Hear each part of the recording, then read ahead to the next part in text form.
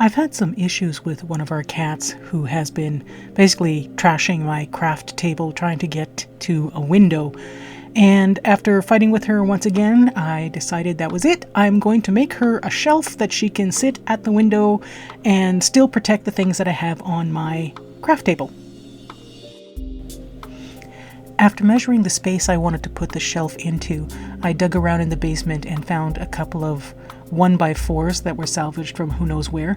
After removing a couple of deck screws from one of them, I cut the pieces to the size that I needed. The length of the shelf, I've got 2 pieces at 2 feet long. The short sides are 10 inches and the legs are 1.5 feet. These have been cut and sanded already in this picture, and at the top you can see there's actually a couple of pieces left from the boards that I found.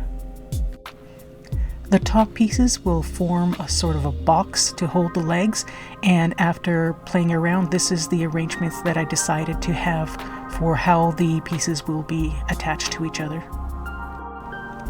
We found this ancient drill in the basement when we cleaned it a couple of years ago, and that's what I used to drill the pilot holes in the ends of the frame pieces. I probably won't be using it again. My daughter came by to see what was going on, and as I was using it, she saw sparks inside of it. So I think we'll be leaving that alone from now on. I inserted screws into the pilot holes until the tips were coming out, and I pressed those tips into the ends that they would be joining, and then used the marks left behind to drill new pilot holes in the ends of the matching pieces. Once the second set of pilot holes was drilled, I marked the ends so that I knew exactly which end butted up against which. Even with the pilot holes, the screws were starting to split the wood. So when it was time to screw the corners together, I made sure to use some glue to strengthen it and keep the wood from splitting some more, and for that I stole some Gorilla Glue from my husband. After the frame was screwed together, I positioned the legs and worked out where I wanted them and how I wanted to attach them. I really should have done that before I put the whole thing together, but whatever. So after I figured out how I wanted them, I drilled some pilot holes into the legs and then glued and screwed the legs into the inside of the frame, which was a real pain in the butt. Here we have the legs and frame all put together, and now I just had to figure out what to use for the top.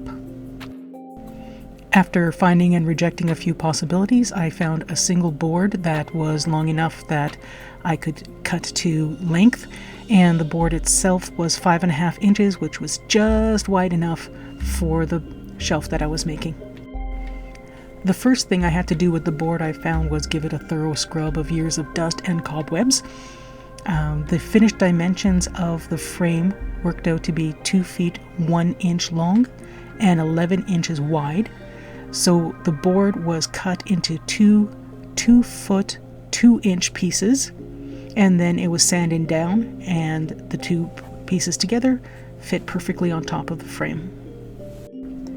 I did not want to be fighting with screws again to attach the boards to the top of the frame, so I dug around, and lo and behold, I found a bucket full of these nails that were just perfect for the job.